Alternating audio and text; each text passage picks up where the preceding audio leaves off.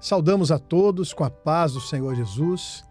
Estamos de volta em mais um episódio do Bíblia, um Tesouro Escondido. Estamos trabalhando no livro de Deuteronômio e eu queria saudar os pastores que estão conosco para mais um episódio. Pastor Diniz, paz do Senhor. Paz do Senhor.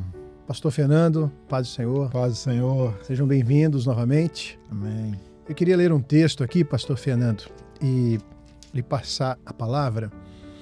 Nós falamos no último episódio até o capítulo 11, falamos da bênção, da escolha do homem, entre a bênção e a maldição, tudo que Deus proporciona para que o homem o escolha por amor. Eu queria ler aqui agora um versículo do capítulo 12, que é o versículo 7, que diz assim: E ali comereis perante o Senhor, vosso Deus, e vos alegrareis em tudo em que poreis a vossa mão, vós e as vossas casas, no que te abençoar o Senhor vosso Deus. Pastor Fernando, esse aqui é um texto que nos parece ser a consequência de uma obediência. Não é isso mesmo? Exatamente. A gente percebe aqui nesse capítulo o Senhor estabelecendo o local do culto e a forma que ele queria ser adorado, né? Então, nós precisamos entender isso. Nós precisamos adorar o Senhor da forma que ele deseja ser adorado. O culto é uma celebração, é um momento de glorificação, é um momento que os servos do Senhor se reúnem para glorificar o nome dele, para adorar o nome dele pelos seus feitos, por aquilo que ele é, por aquilo que ele tem feito, né, na vida do seu povo, mas precisa ser da forma que o Senhor estabeleceu. E a gente vê isso muito claro na palavra, né? Os primeiros cultos que foram ofertados ao Senhor, um o Senhor aceitou e o outro o Senhor não aceitou. Então não pode ser da forma que eu quero. Às vezes a gente ouve, é comum você ouvir isso: não, eu adoro o Senhor do meu jeito, eu sirvo ao Senhor do meu jeito.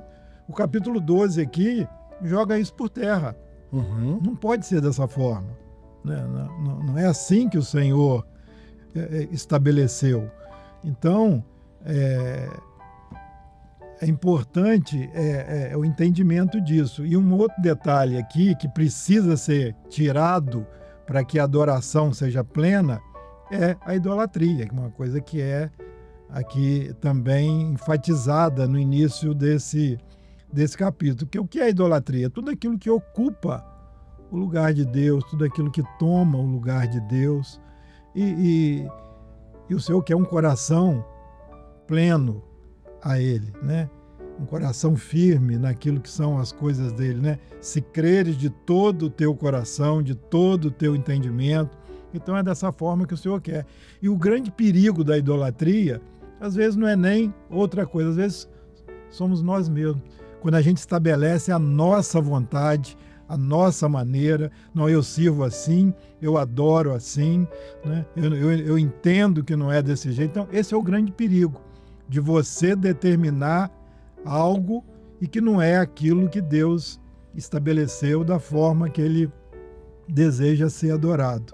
Então, eu acho que isso é uma ênfase importante, um ensino importante para nós, que nós precisamos conhecer. Nós temos isso, né, quando nós oramos pelo culto, quando nós buscamos ao Senhor, é nesse sentido, é de saber o que o Senhor estabeleceu para aquele culto, né?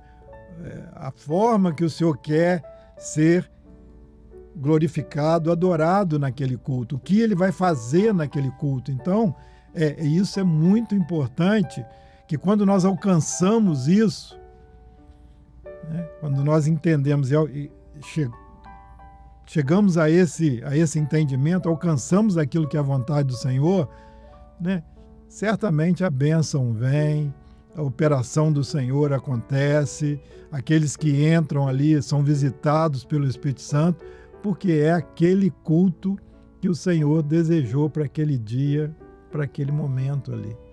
Até mesmo porque eles iam entrar numa nova terra e Deus não queria que eles fossem contaminados por essa cultura de outros deuses que as nações tinham, né? Que eles iam dominar aquelas nações e Deus queria que eles não se contaminassem com isso. Tanto que as orientações são bem radicais. Quebrareis as suas estátuas, exatamente, os seus bosques, né? Deus não queria que o povo dele negociasse, fosse tolerante em relação a essa idolatria que o pastor colocou muito bem, que é tudo aquilo que entra no lugar de Deus no nosso coração, né, pastor Diniz? No capítulo 12, o verso 2, diz assim: totalmente destruireis todos os lugares onde as nações que possuireis serviram os seus deuses, sobre as altas montanhas, sobre os outeiros e debaixo de toda árvore verde. E isso dá aquela ideia que muitas pessoas têm de um Deus radical, né? Um Deus mau, digamos assim. E a verdade, Deus tinha dado uma bênção ao povo de Israel e ele não queria que o povo de Israel se contaminasse com aquilo que aquelas nações viviam. E aí, se nós formos ver, aquelas nações viviam de uma maneira assim muito terrível, tanto em termos de violência, mas diz a Bíblia que eles chegavam a oferecer os seus próprios filhos, sacrificavam os seus filhos aos seus deuses. E tudo isso Deus não tolerava. Então havia um juízo de Deus sobre aquela cidade. Mas Deus sempre foi um Deus que deu oportunidades ao homem, não foi só a nação de Israel. Você pega, por exemplo, nós até vimos na última escola bíblica, a situação de Raabe. Muito bom, bem lembrado. Ela estava em Jericó, ela era uma mulher, a Bíblia diz que ela era uma prostituta. E, digamos assim, de certa forma, ela creu, diz a palavra de Deus. E quando ela creu, Deus poupou a vida dela, da família dela, os que creram, porque ela pregou. Quando ela anunciou para eles o que era a fé que ela tinha recebido, os da família que creram, e a orientação foi: sai de Jericó, vai para dentro de casa. Quer dizer, já não estavam mais em Jericó. E todos eles foram poupados, todos foram salvos. Tinha um fio de escarlata ali na janela. E isso era em Canaã, era ali, logo depois disso aqui, ó, depois da entrada na terra. Tem os próximos capítulos na frente, né? Eles depararam com ela. Então, é um símbolo da misericórdia de Deus, do amor de Deus. Deus salva, Deus preferiu Israel. Não, Israel escolheu a bênção. Mas mesmo você vai ver outros que escolheram a bênção também, que não eram de Israel. Essa mulher, por exemplo, que nós mencionamos aqui, que era de Canaã, era ali de Jericó, prostituta, ela vira, digamos assim, uma princesa, porque ela vai mudar de vida e ela vai santificar a sua vida. Ela santificou quando ela creu na palavra, ela largou aquela vida dela. E eu pergunto a você, se quando o povo estava ali rodando a cidade de Jericó, tocando as trombetas ali, que retrata isso que nós estamos falando aqui, Deus mandou destruir. Jericó era uma dessas cidades que seria destruída. Eu pergunto a você, se Jericó tivesse feito o mesmo que Raabe, e tivesse dito: não, esse Deus é o único Deus, esse Deus é o Senhor, que foi o que ela disse, ele é Deus em cima no céu e embaixo na terra, não tem Deus como esse Deus, eu creio nele, ele tem um juízo que ele proferiu, vai se cumprir. Se Jericó tivesse feito isso, se tivesse jejuado e se inclinado perante o Senhor, você acha que Jericó teria sido destruída? Como Nínive, né? Como Nínive. Deus poupou a Nínive. Então, Deus é Deus de misericórdia, mas é aquilo que disse aqui o texto no estudo anterior que nós fizemos. É bênção e maldição. A escolha é do homem. Quando o homem rejeita o Senhor, ele que escolheu a maldição. Quando o homem pecou lá no princípio, ele já escolheu. Ele escolheu a maldição. Deus deu uma oportunidade para ele, que é o fio de escarlata que estava lá na janela. Deus deu para ele uma oportunidade de salvação, de se arrepender e de se voltar para Deus. É o que Deus está dizendo aqui, só tem um lugar de adoração. Lugar de adoração é o lugar de quem ouve a palavra de Deus. É o lugar do que se arrepende. Você chega diante de Deus dizendo: eu sou pecador, mas eu creio na tua salvação e eu não quero o pecado, eu quero esta salvação. E a fé vem pelo ouvir a palavra de Deus. Você ouviu? Quem crê será salvo, quem não crê já está condenado. Então Deus não é mau, está acontecendo hoje, está acontecendo hoje. Toda vez que você está rejeitando a palavra de Deus, você está escolhendo esse juízo. Ele vem hoje, ele vai vir um dia, mas ele vem. Amém. Pastor Fernando, aqui, ainda no capítulo 12, nós vamos encontrar os textos de Deus insistindo em mostrar que há um lugar de adoração, né? E o culto, que é esse ambiente da adoração, é um benefício para nós, não é isso? Deus proporciona o culto, como o pastor Diniz falou muito bem também no outro episódio, não é que Deus precisa do nosso culto, mas Ele estabelece o lugar do culto, Ele organiza o lugar do culto, Ele fala da adoração para o nosso benefício. Exatamente, isso é interessante porque às vezes a gente acha que somos nós que estamos fazendo alguma coisa, né? Olha, essa semana eu não faltei um culto.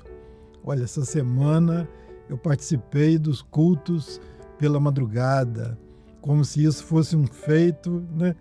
O benefício é daquele que fez isso, né? Porque o culto é para Deus nos abençoar. No culto o Senhor nos abençoa. Ele estabeleceu aquele momento com o intuito de quê? De se revelar a nós, de falar conosco. Ele tem prazer de falar com o homem, né? De se revelar ao homem. Então o culto é esse momento de você sentir a presença de Deus, de você encher seu coração de alegria, de esperança, né? Os embates da vida são difíceis, né? É a batalha de cada um, é a provação de cada um, né? A luta para sustento da casa, da família, a saúde, né? Então o culto é esse momento, quando você vai com seu coração contrito diante de Deus e o Senhor ali nos abençoa. Então Ele estabeleceu essa forma para que dessa maneira nós sejamos grandemente abençoados por Ele. E eu queria chamar a atenção aqui no versículo 7 que você leu, a ênfase da família, né? Ah, muito bom. Isso a gente vê isso na palavra o tempo todo. A bênção é para a família. Glória a Deus. A bênção é para a nossa casa. Né? Não é a salvação é individual? É individual. Ela é individual, mas o Senhor quer abençoar a nossa casa. Então o Senhor diz assim, né?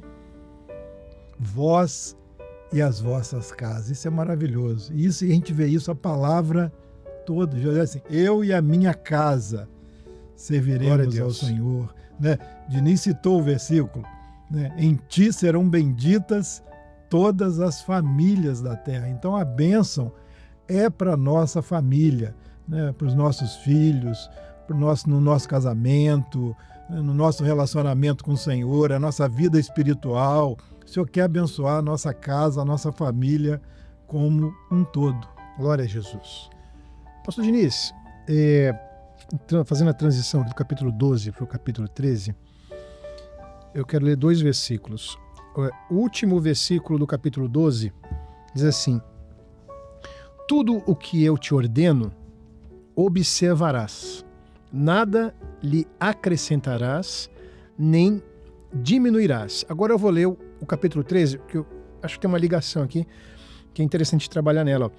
Aí o capítulo 13 fala assim: quando profeta ou sonhador de sonhos se levantar no meio de ti e te der um sinal ou prodígio, e suceder o tal sinal ou prodígio de que te houver falado dizendo, vamos após outros deuses que não conheceste e sirvamo-los. Aí depois ele continua, ele diz assim, olha, não ouvirás as palavras daquele profeta ou sonhador de sonhos. Ou seja, nós vimos aqui uma orientação no capítulo 12, em relação às orientações do Senhor, nada deve ser acrescentado, nem aumentado, nem diminuído. E aqui vem um alerta contra os falsos profetas. Nós podíamos falar um pouquinho disso?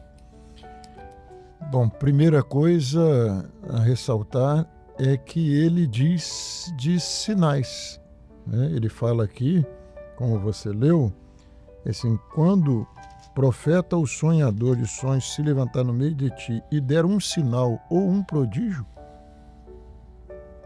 Ele diz assim, mas para se opor ao que Deus disse, a palavra de Deus, olha, não ouça.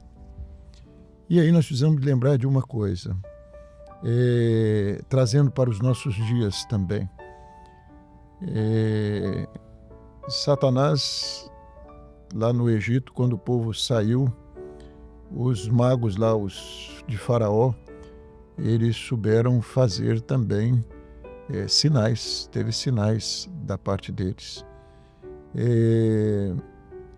Mas nenhuma profecia, nenhuma palavra, nenhum dom espiritual. É interessante que a Bíblia reconhece o profeta. Deus sempre falou com o homem. Deus sempre usou servos de Deus, cheios do Espírito Santo, seja no Antigo Testamento ou no Novo Testamento, para falar com o homem. E Jesus, Deus é o mesmo, Jesus é eterno, é o mesmo. E ele continua falando. Deus não parou de falar. As profecias não cessaram, mas até hoje prevalece a mesma verdade. Nem um tio da palavra de Deus vai se passar. Nenhuma profecia pode se opor à palavra de Deus, aquilo que está estabelecido na palavra de Deus. Nenhuma doutrina, nenhum ensino, nada pode prevalecer em relação àquilo que Deus já estabeleceu. A palavra de Deus é eterna, é invariável, ela não muda, ela permanece para sempre. Então Deus não disse uma coisa um dia, mas agora nós evoluímos, a humanidade, nós estamos vivendo um momento de muita prosperidade em todos os aspectos, na ciência, na intelectualidade, tanta coisa, mas a palavra de Deus é a verdade, é eternamente a verdade. Então nenhum profeta, e hoje nos nossos dias, você vê pessoas até... que você pegar assim como religião boa, gente boa, mas que pregam falsas profecias, são falsos profetas, que pregam coisas que se opõem à palavra de Deus. Então vamos citar aqui, exemplos. Se eu vou pedir por alguém que morreu, eu vou fazer um pedido. O que está escrito na palavra de Deus? Que ao morrer, segue-se o juízo. Então, acabou. Não adianta, porque eu estaria me opondo, se eu fizer isso, eu estarei me opondo à palavra de Deus. Se eu faço como Saul fez, Deus não falava mais com ele, ele procurou uma pitonisa e pediu para fazer descer Samuel. Isso tem algum fundamento na palavra de Deus? Não. Então isso é um falso profeta. Disse, não, mas tinha sinal. A pitonisa ali, ela fez descer Samuel. Primeiro que ela nem fez descer Samuel. Tinha subir, não? Hein? Subir, que ele fala? Subir. Mas de qualquer maneira, de qualquer maneira, Saul não viu Samuel. Era ela. Era um espírito. Era um engano, né? Era um espírito enganador. E todo falso profeta é um espírito enganador. Mas não quer dizer que não tenha nem sinais. Não, mas curou. A Bíblia diz que o adversário das nossas almas, ele é um ser extraordinário. O nosso Deus é maior do que ele. Mas não é que ele não tenha poder. Ele tem. Ele só não tem poder diante do nosso Deus. Nós podemos dizer que o maior é o que está conosco. Amém. Mas ele engana até hoje o homem. E às vezes com sinais. Está aqui, ó. Não está dizendo que o profeta não fazia sinal. Tinha sinal, mas era um falso profeta. E o intuito era enganar. E aí nós vemos uma coisa, até para nós, servos do Senhor, adiantando um pouquinho, lá para o Novo Testamento, 1 Coríntios, capítulo 14, vai nos dizer o seguinte, profetiza 1, 2, 3, os outros julguem. Então, o dom espiritual, a profecia, Deus estabeleceu que ela está sujeita a julgamento. Julgamento no corpo, onde nós vamos ao dom de sabedoria, de discernimento de espírito, para saber se essa profecia é do Senhor. E a primeira régua estabelecida está de acordo com a palavra? Não. Isso é contra a palavra. Então já está automaticamente invalidado. Invalidado. Muito bem. Nem todo milagre, nem todo sinal vem de Deus, né? Precisa entender isso. Isso que o Diniz falou. O critério final de avaliação é a palavra. É a palavra. A Bíblia diz que Satanás é capaz de se transformar em anjo de luz. Quem não tem discernimento vai achar que é um anjo. Amém, queridos. Olha, hoje nós falamos aqui apenas de 2 capítulos, mas de pontos interessantes. Vamos nos preparar para os próximos. Acredito, pastor Diniz, pastor Fernando, que ainda temos alguns episódios ainda falando de Deuteronômio, que é uma grande bênção para nós. Amém? Maravilhoso. Quero deixar um abraço fraternal aos pastores e àqueles que nos acompanham. Até a próxima, se Deus assim nos permitir. E a paz do Senhor Jesus. Paz do Senhor a todos. Paz do Senhor.